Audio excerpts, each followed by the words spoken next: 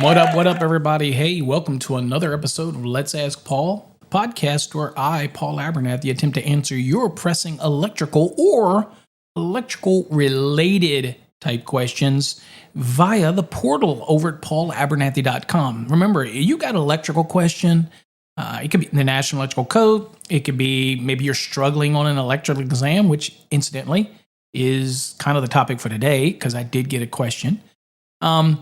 Or maybe you're just, you've got questions about dealing with job site conflict or working with another electrician or apprentice on job site or something. And you just want some insight. You want I'm going to be the Dr. Paul, not Dr. Phil, Dr. Paul. I actually have a degree in biblical science, but that's a whole nother story and that's a whole nother lifetime ago. So anyway, forget that. So anyway, this is, Let's Ask Paul kind of, is a platform that lets you ask me the questions. And all you got to do is go over to paulabernathy.com. It's pretty simple. You put in your information, your name, put in your question, and click that submit button. In fact, you can even listen to episodes from that website, paulabernathy.com. And again, it's a free service that's offered by Electrical Code Academy.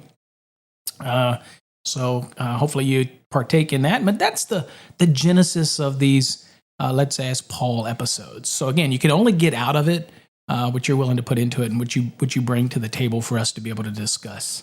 All right, so on today's episode, I should also mention that all of this this is also sponsored by Fast Track System, which is our Fast Tracks exam preparation and NEC learning platform. It is at fasttrackssystem.com, and that's tracks with a T-R-A-X, okay, not T-R-A-C-K or anything like that. It's just Fast Tracks, T-R-A-X, system, SYSTEM.com. Pretty straightforward, simple, right? Also, I'll remind you to get our app. The app is an amazing way to interact with us, and there's so many free resources on there. All you got to do is go to any of our websites, and you'll see the link for the app. Whether it's our Electrical Code Academy websites or our Fast Track System website, it doesn't matter. You'll see the link for the app. Make sure you download it, and make sure you save it to your home screen. It'll ask you that. And that way, really, it's called a PWA app. And it's a progressive web app. It's not really any native thing that's going to get into your software of your phone. It's just basically a quick link to an adaptable application that looks like an app. And that's how we're moving, and that's how a lot of companies are moving forward, because it allows us to change things without having to submit it through Apple or Google. And you don't want that. That is so much of a headache. So that's what spawned this PWA thing to happen. And like anything, we're on the forefront of that. And we are now using 100% PWA type of applications. So get it. It's a free app, app-ish, if we might say. Yeah, and it goes on your phone. And you get access to some resources, our forums, Fast Tracks chat, the Sparky Hub, the instant chat between users of the app. There's so much there. Check it out. Okay, enough of that. Everybody says, Paul, stop selling. You know what? I'm in business, and everything that you buy from us helps support us, and we do appreciate you. Appreciate all of the patronage y'all have given us over the years. They help us grow. We certainly do. All right, in today's episode, I got a question. It was submitted, and I'll paraphrase the question because it was long, giving a little bit of a history.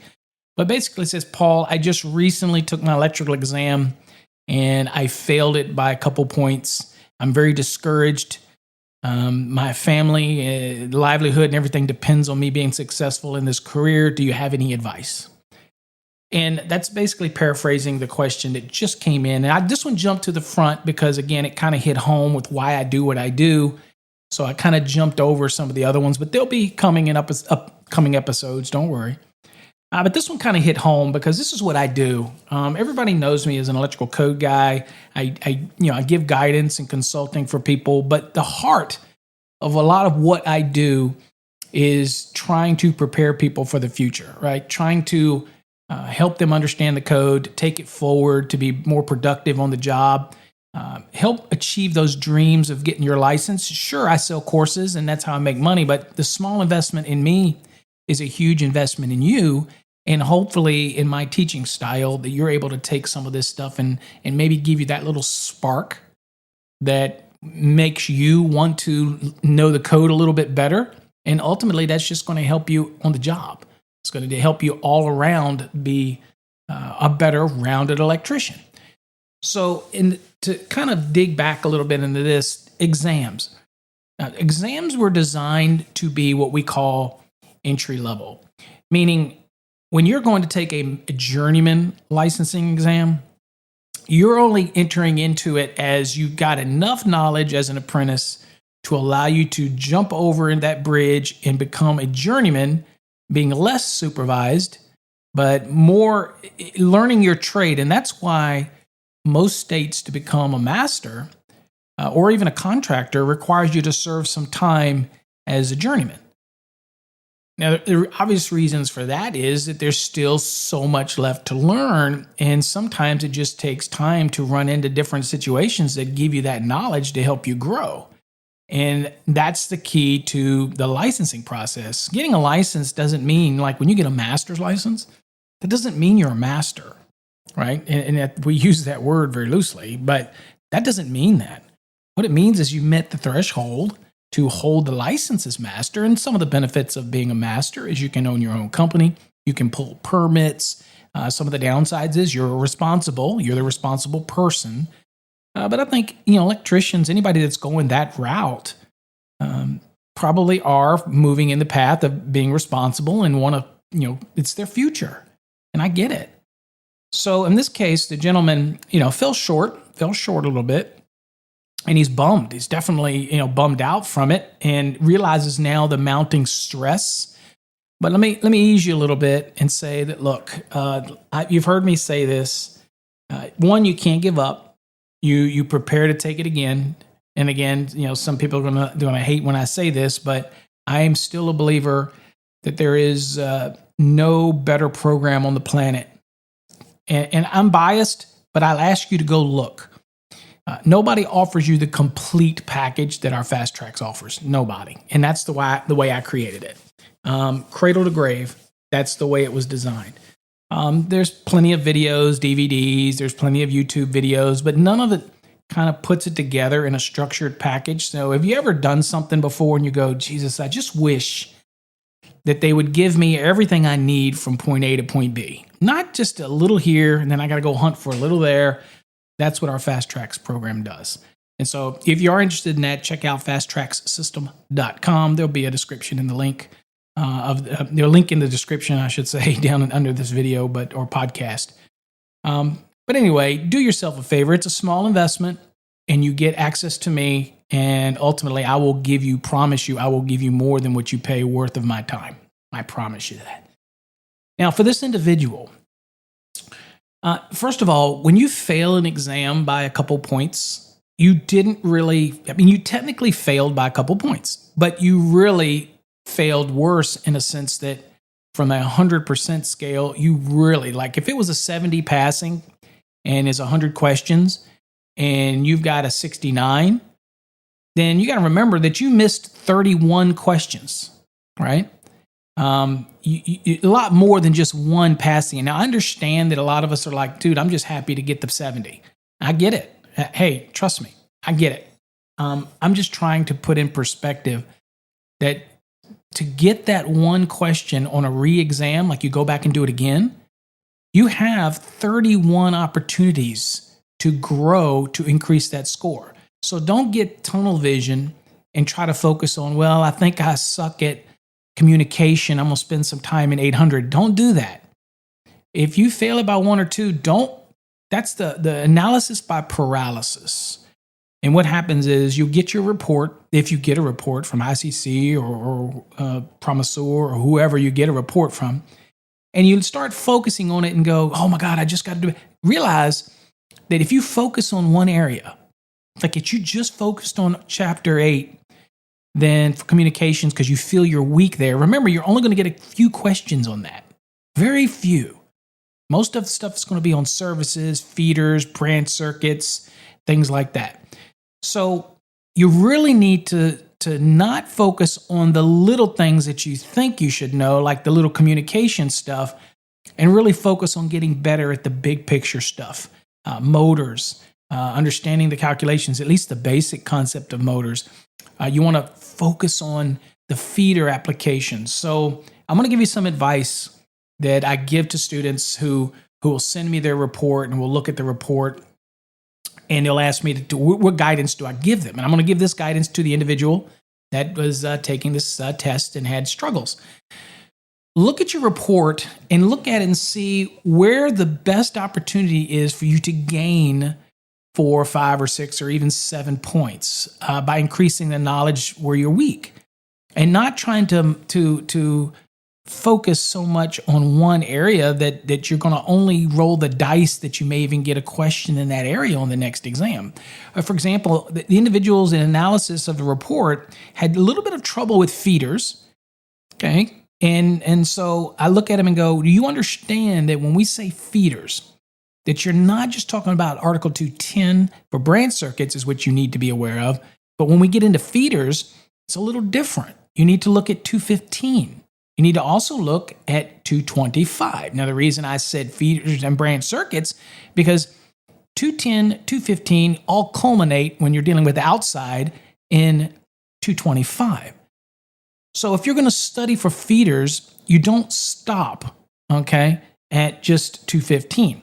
You look at 210 because that is branch circuits, but ultimately you're going to have some overlap in 225, which is outside branch and feeders. So when I teach somebody to study, what I'm doing is showing them a pattern of studying. So if you have problems, and we call it overlapping, when you have problems with feeders, make sure that you study also a little bit about the branch circuit. Why? Because people confuse what branch circuits and feeders are. Now, you may not be confused. You might say, Paul, I would never be confused by that. But statistically, when I'm looking at the Fast Tracks programs, I'm seeing a lot of confusion when people answer some of the questions, especially in Chapter 2, where it is all about definitions. And as we move forward, before we get into calculations in our unit, which start about Unit 7 and 8, there's little things in there that we look at, that we monitor. And we can tell, for example, if somebody is struggling with understanding the difference between a branch, a feeder, and service conductors, and where that line is. And, there's still a lot of people that think that when you run the branch circuit out to an outdoor disconnect, that you're changing that over to a feeder. If there's no overcurrent protection at that location, it's just a disconnect or just a switch, then it's still a branch circuit. Same way with people still today think when you run things to a range that's a feeder for some reason because of the amp size, that type of thing, but it's not. It's still a branch circuit. So understanding the differences in all these things can be very beneficial. But I'll usually tell somebody when I analyze that, okay, I need you to go over 210. I need you to go over 215. I need you to go over 225. I need you to understand the disconnect requirements. I need you to understand all of those type of things, protection, okay, of the feeder. And then, of course, if you have any questions, that's when students will come to our Wednesday night sessions and they will bring their questions. That's what I want it to be for. I don't want it necessarily be where Wednesday nights I do lessons, although I do from time to time. It's really to support your learning process. So to answer, again, answering your question, you did fail it by a couple points, but you've got so much room for improvement that don't let that the fact that you failed by 1 or 2 or even 3 questions or 4, don't let that consume your mind. It's fine. What you should be focusing on is there's 30 questions out there on other topics that you have an opportunity to raise your score. So don't let it get you down. And I know it's tough. We've all been there. I've counseled people for over 30 years. And I've had people, I ain't lying to you, not just last year, I had a guy who was struggling so bad that he called me up while I was on vacation. And he's saying, Paul, you've got to do more than the normal. You've got to help me out. I'm struggling. And, at first I was a little annoyed because I'm on vacation. But then I realized, this is this guy's life. This is what he's dealing with. And in his case, he had a bunch of work lined up that if he did not get that license, it basically would have crushed his company. And so I told the wife, I said, I've got to give some extra time. Now, I don't try to make that a habit because, again, my time, I give a lot of time to people. But this person needed a little extra. And trust me, that is not an open invitation for extra. That's why we have Wednesday nights. Okay. But anyway, his story was compelling enough to me that I kind of steered him in the direction we needed, and told him what units he needed to go look at in the fast tracks and really focus, because he just got the program, and he kind of went and tested before he was ready in the program. He wasn't far enough along. So I said, look, here, you need to focus on this unit, this unit, this unit. You need to do these practice exams, and you need to write down any questions you may have. And at first, he was so focused on communication, 725, and all this kind of remote control. And I'm like, that is not going to be where you pass or fail your exam. You're focused on the fact that you missed it by 1 or 2 points. You're not focusing on the bigger picture. And there is a bigger picture. The bigger picture was you missed 30 plus, and there's more than enough room for growth, because the next exam you take is not going to be a carbon copy of the one you just took. It's going to be different. So rather than us take that time and so focus on one area that might only be 1 or 2 questions on an exam, let's focus on the bigger picture. Make sure you're solid with feeders and branch circuits and outdoor and branch circuits and feeders. Make sure you're focused on services. Make sure you understand these main basic concepts of overcurrent protection and how we do it and how we select conductor sizes. And that's what you need to focus on, because you're only going to get 1 or 2 or 3 questions on Chapter 8, not a lot. So don't let that steamroll you by tunnel vision on where you've struggled with something. You need to make sure you're well-rounded in the entire scope of the NEC. And again, that's what our Fast Tracks is designed to do. It just is what it is. And so, we get deep into the weeds. The calculations are tough. I recently, by the way, on our Fast Track system, I recently removed the example videos that show you how to do the competency review for calculations, because people were not doing it, trying it so they can do an honest assessment. People were skipping it and going watching my video and then going back and doing the exam. And that's not what we want. So I said, screw it. I pulled all those videos. Those were all extra anyway.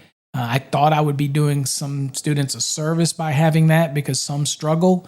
But at the end of the day, the struggle is important. The struggle is part of it. And so I just pulled those things. I said, screw it. We're not going to have those anymore. I want you to try to do the unit, whether you succeed or fail. That's what I want. I want you to put in that sincere effort so that we can see where you are in the analysis. And so that's why I did it. So to the individual out there, man, don't give up. Life is full of failures. We fail every day.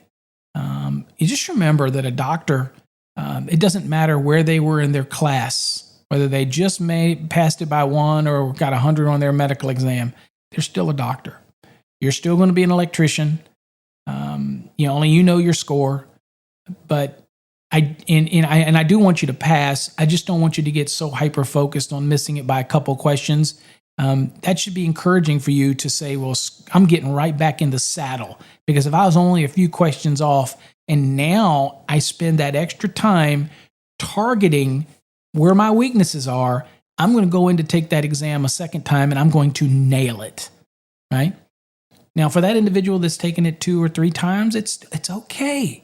Chances are you had a poor study plan. Remember, the code's the code. The exams are just written in a way that might trip you up, but code is code, okay? This is not brain surgery. So when I ventured down the path of creating the Fast Tracks program, it wasn't something that I'm like, okay, well, it's a structured plan.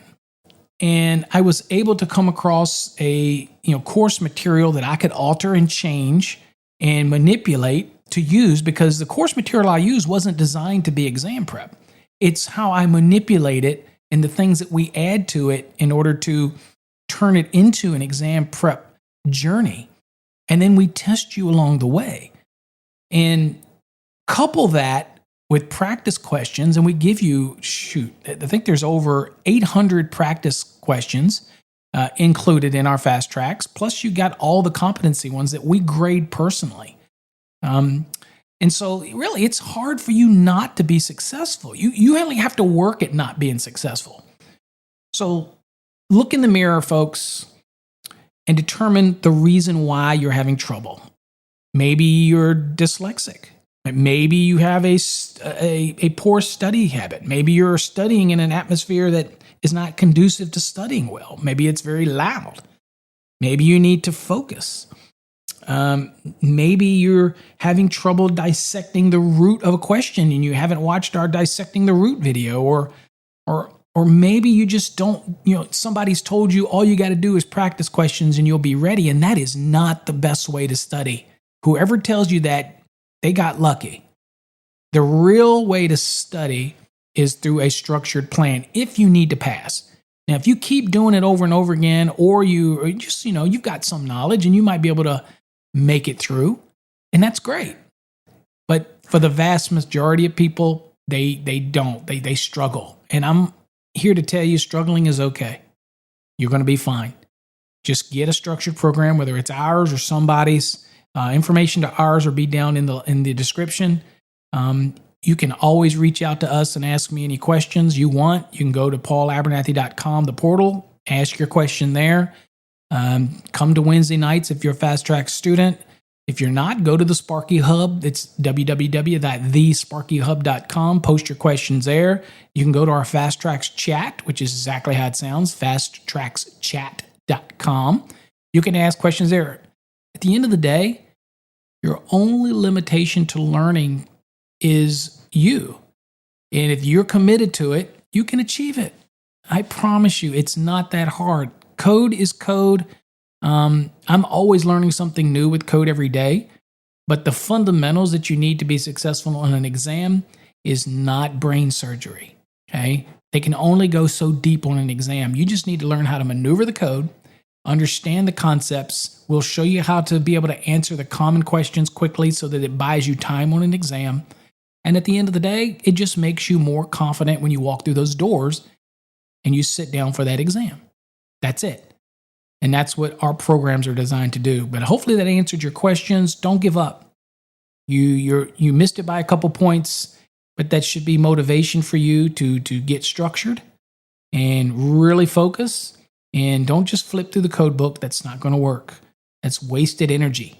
You're going to actually, in your personal time, cost you more than investing in a program because you're going to be studying widely through a code that you don't even know what they're going to ask you on an exam. And a structured plan like ours kind of focuses on the most common core things that would be on an exam, okay? And gives you that knowledge. And I can tell you we have a well over a 98.9% success rate. We have students that post all over our social medias that they're successful. If you follow the program, you will be successful. If you jump around, you skip here, there, you try to take exam too early and you have trouble, that's on you. You did not work the program properly. We do not want people investing in our program that are not going to be committed to working the program. I'm serious. Don't waste your time. Don't waste my time. Okay? I'm here to see that you succeed. So that's what we're focusing on. So for you out there, you're only a couple points short. If you're in the Fast Tracks program, stick to it. Come to Wednesday nights. If you're not in the Fast Tracks, what you waiting for? We're going to be the secret to your success. Till next time, folks, stay safe. God bless. And again, never give up. Keep searching for it. Take care.